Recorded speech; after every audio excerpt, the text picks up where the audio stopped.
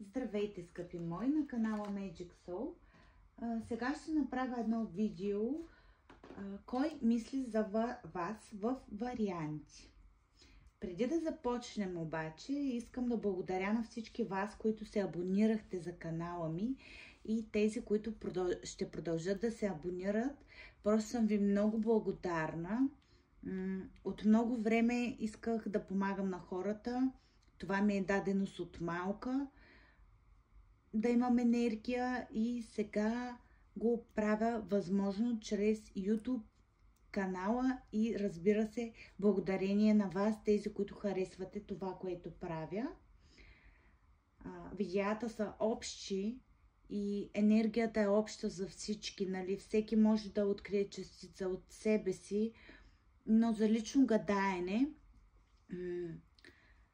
ви предлагам, ако желаете да се свържете с мен, под всяко едно видео е моя номер.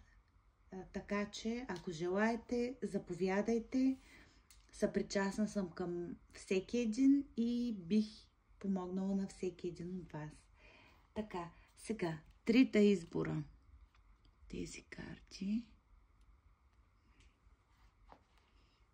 Тези. Или тези. Сега, ако сте си избрали картички, мили мои, нека да започнем с вариант номер 1. Кой мисли за вас? Вариант номер 1. Това е човек, който много мисли за вас. Човек, който работи, най-вероятно човек, който учи нещо, някаква квалификация или нещо такова. Това е човек, който вие чувствате като семейство, човек, с който сте се забавлявали, излизали сте заедно. И този човек определено така доста е вглъбен в момента в себе си. Възможно е това да е човек, който си е отишъл вече от вас или вие от този човек, което ви е донесло голямо нараняване. Определено това е, това е човек от миналото, с когото така много сте излизали, много сте се забавлявали, може да сте учили заедно.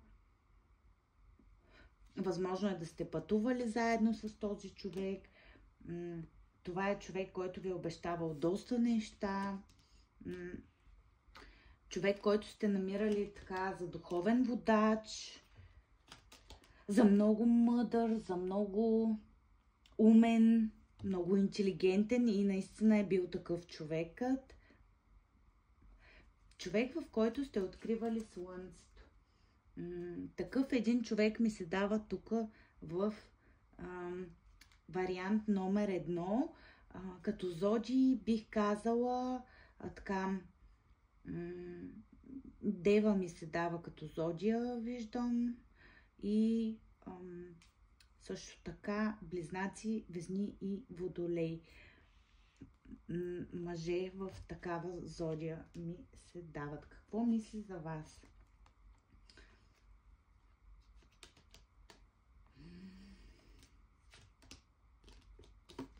Така. Този човек, мили мои, мисли за вас, че вие сте стръгнали и сте разбили сърцето му. Или този човек мисли за това, как е разбил вашето сърце. Как сте се разделили. Как всичко е приключило. Как сте тръгнали по дълъг път. Но този път просто не е завършил както трябва. Просто е приключил, разделил се. В различни посоки. Този човек мисли много така за тази раздяла. Мили мои. Такъв един човек в първи вариант мисли за вас. Сега събирам картите и да преминем към вариант номер 2. Кой мисли за вас?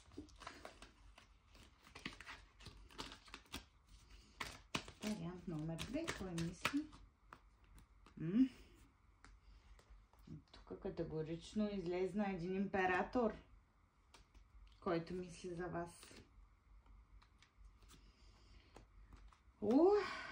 Страхотно! Тук са доста по-позитивни картите.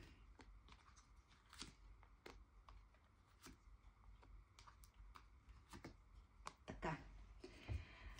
За вас, мили мои, мисли един император. Един силен мъж. Един по-голям мъж от вас. Мъж, който е много уверен в себе си. Огнена зодия, зодия Лъв. Излиза тук във втори вариант.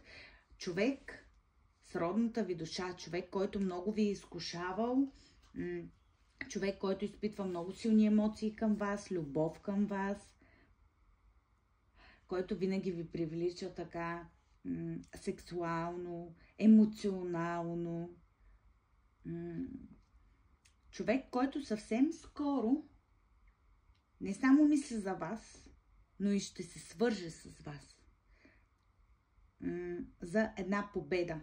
Да се чувствате победители, да се чувствате, да седнете страстно, заедно, да разговаряте, да имате емоционални разговори, но е възможно да стигнете и до спорове, да вземете някакви решения относно любовта, относно взаимоотношенията си. И тук ми излизат едни доста така привлекателни дами. Този човек ви намира доста привлекателна. Излизат Овен, Лъв или Стрелец в дамите. И още един господин тук излиза, който е въздушна зодия отново, както при първи вариант. Близнаци, Везни или Водолеи. Възможно е, ако имате друг партньор вече в живота си, този човек просто да не може така да приеме факта, че вие имате друг партньор и отново да ви потърси. Какво всъщност така мисли за вас? Мисли за вас, че вие сте един подарък за него. Мисли за вас какво всъщност да ви даде, за да така да ви върне обратно, защото вие сте неговата императрица. Жената, с която иска семейство или има семейство, което иска да задържи. Ако сте разделени с официалния си партньор и вече имате друг, определено този партньор, бившия партньор, иска отново да си ви върне, ако сте имали общ дом, деца и семейство. Ако ли не, пак иска да си ви върне с едни така мечти, илюзии бих казала. Нещата между вас да се оправят, да ви даде каквото му е на сърце да ви дава, каквото сте искали да ви даде, за да бъдете неговата императрица в втори вариант. Това беше за втори вариант. Нека видим за трети вариант. Какво ще излезе? Трети вариант. Кой мисли за вас, мили мои, от трети вариант? Нека видим. Кой мисли за вас? Ох, някой доста така уморен човечец. Някой вглъбен в това да прави парички. Някой, който е живял едно прераждане, една промяна заради някакви емоционални така ограничения, които е имал. Някой, който е изпитвал страст към вас, но е бил в обесено положение и не е знаел на къде да тръгне към вас. И да тръгне ли изобщо. Човек искаш ново начало. Защото може би се е тръгнал от вас. Тук отново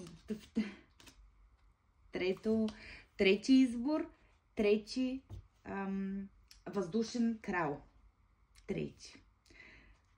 Близнаци, Везни или Водолей. Човек, който се е тръгнал от вас, човек, който ви е изкушавал като дявола, така да кажа.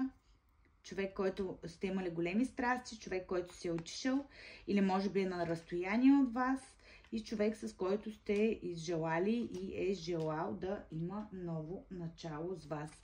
А вие сте в момента в енергията, излизате една студена кралица. Така, какво е мислил за вас този човек? Отново иллюзии за изминалите спомени, за любовта, за това, че сте сродни души, за това, че между вас е имало огромна, силна любов, за това, че е искал да ви